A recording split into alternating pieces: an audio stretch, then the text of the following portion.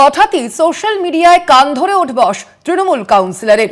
শিক্ষক নিয়োগে সবথেকে বেশি চুরি করেছে শুভেন্দু অধিকারী। তৃণমূল নেতারা কেউ মুখ খুলছে না।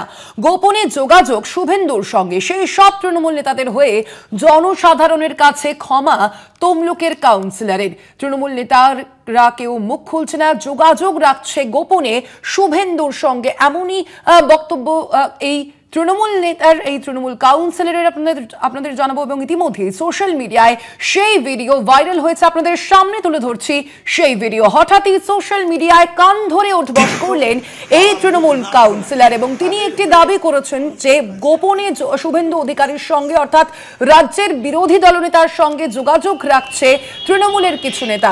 বক্তব্য তার।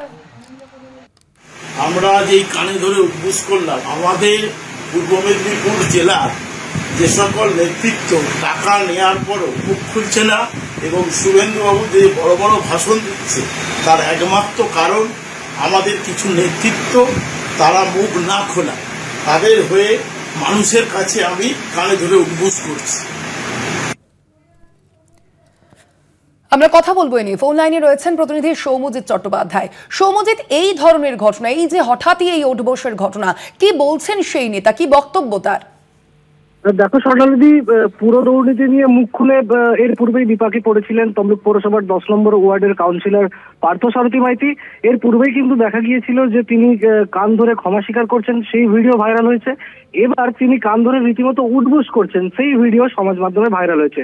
যেটা জানা যাচ্ছে যে সম্প্রতি নন্দীগ্রামের শিক্ষক নিয়োগ দুর্নীতি নিয়ে শুভেন্দু অধিকারী বলেছিলেন যে আমার কোনো আত্মীয়কে এই লিস্টে পাবেন না, এবং সেই নিয়ে মূলত তোপ দেখেছেন পার্থসারথী মাইতি। তার যেটা দাবি যে শুভেন্দু অধিকারী তিনি আসল দুর্নীতির মাস্টারমাইন্ড, কিন্তু পূর্ব মেদিনীপুরের তৃণমূল নেতারা নিজেদের পদ বাঁচানোর জন্য তার নাম মুখে আনছেন না।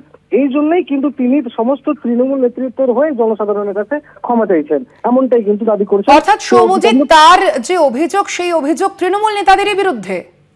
একদমই স্বর্ণালী, তার যে অভিযোগ একদম সরাসরি তৃণমূল নেতাদেরই বিরুদ্ধে। এবং তিনি যেটা দাবি করছেন যে প্যানেল বাতিল হয়েছে 2016 সালের, এবং সেই সময় কিন্তু শুভেন্দু অধিকারী তিনি তৃণমূলে ছিলেন এবং পুরো দুর্নীতির মাস্টার মাইন্ড ছিলেন তিনি, এবং তার সাথে বেশ কিছু তৃণমূল নেতাও যুক্ত ছিল।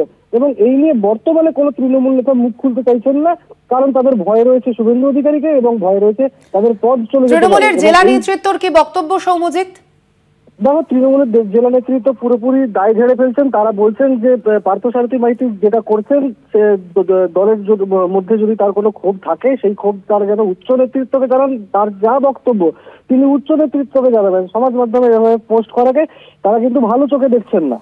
স্বর্ণালী, ধন্যবাদ তোমায়। আমরা কথা বলছিলাম, আমাদের সঙ্গে ফোন লাইনে ছিলেন প্রতিনিধি সৌম্যজিৎ চট্টোপাধ্যায়।